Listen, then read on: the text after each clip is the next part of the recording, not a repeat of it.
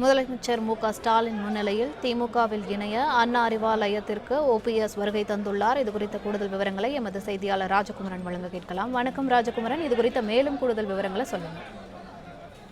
ஓ பன்னீர்செல்வம் அண்ணா அறிவாலயம் வந்தடைந்திருக்கின்றார். இதற்கு முன்பாக முதலமைச்சரை அவர் 1-2 முறை சந்தித்திருந்த பொழுதும் அந்த சந்திப்பு முதலமைச்சருடைய இல்லத்திலோ அல்லது முதலமைச்சருடைய உடனான அந்த சந்திப்பு தலைமைச் செயலகத்திலோ தான் நடந்திருந்தது.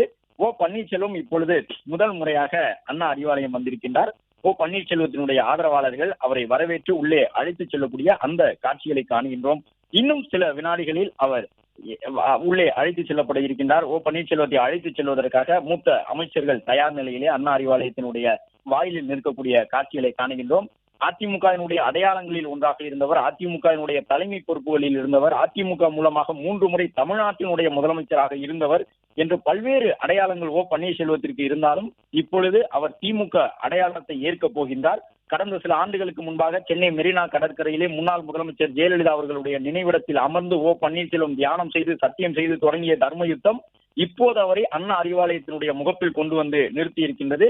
அண்ணா அறிவாலயத்திலே முதலமைச்சரை சந்தித்து ஓ பன்னீர்செல்வம் தன்னை அதிமுக இணைத்துக் கொள்ளப் போகின்றார். அதே நேரம் ஓ பன்னீர்செல்வத்தினுடைய ஆதரவாளர்கள் பெண் நிர்வாகிகள் ஒரு சிலர் கண்ணீரோடு ஓ பன்னீர்செல்வத்திற்கு முன்பாக நிற்பதை நாம் காணுகின்றோம். ஓ பன்னீர்செல்வத்தினுடைய இந்த நிலைப்பாட்டை அவர்கள் அனைவரும் பெரிய அளவில் ஏற்றுக்கொள்ளவில்லை என்பதையும் பார்க்கும் வகையில் தான் அவர்களுடைய அந்த கண்ணீர் கதறல் இருக்கின்றது. பெண் நிர்வாகிகள் பலரும் கண்ணீர் விட்டார்கள். அந்த காட்சிகளை சற்று முன்பாக பார்த்தோம். இப்பொழுதும் ஓ பன்னீர்செல்வத்தை நெருங்கி செல்ல அவர்கள் முற்படுகின்றார்கள்.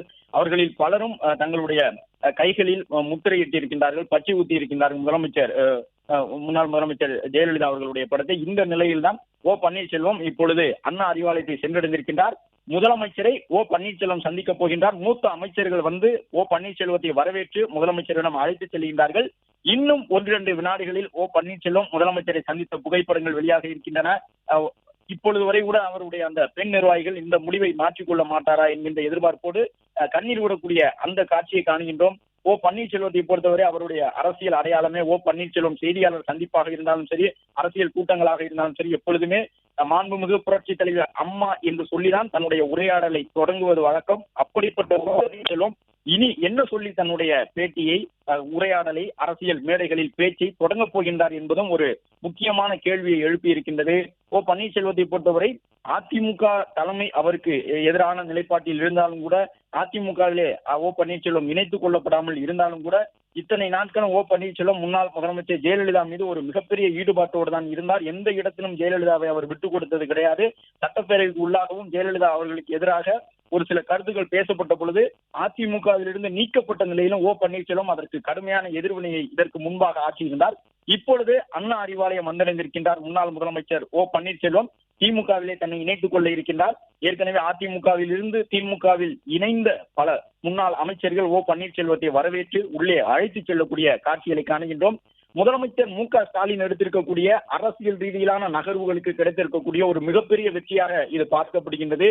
முன்னாள் முதலமைச்சர் கருணாநிதி இருந்த பொழுது திமுகவினுடைய மிக முக்கியமான தலைவராக, திமுகவின் தலைவராக முன்னாள் முதலமைச்சர் கருணாநிதி இருந்த அந்த காலகட்டத்தில் தமிழ்நாட்டு அரசியல் எப்பொழுதுமே கருணாநிதியை சுற்றிதான் நடக்கும் என்கின்ற ஒரு கருத்தை சொல்வார்கள்.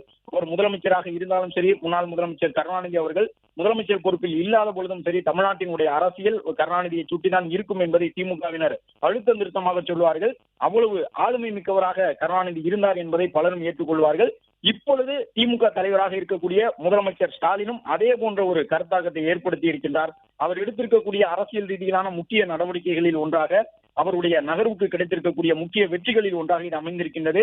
அமைச்சர் ஏவா வேலு, எம்.ஆர்.கே. பன்னீர்செல்வம் உள்ளிட்ட பல்வேறு மூத்த தலைவர்கள் அடுத்தடுத்து வருகை தந்து ஓ பன்னீர்செல்வத்தினுடைய கரங்களை பற்றி அவரை வரவேற்று உள்ளே அழைத்துச் செல்லக்கூடிய காட்சிகளை காண்கின்றோம். ஒரு மூத்த தலைவர் தங்கள் பக்கம் வந்திருக்கின்றார் என்கின்ற முழு மனநிறைவோடு அவர்கள் இருக்கின்றார்கள்.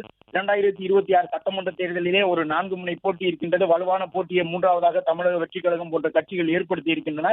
இந்த சூழ்நிலையில் திமுக தொடர்ந்து 2வது முறையாக வெற்றி பெற வேண்டும் என்கின்ற முனைப்பை முதலமைச்சர் காட்டி வருகின்றார்.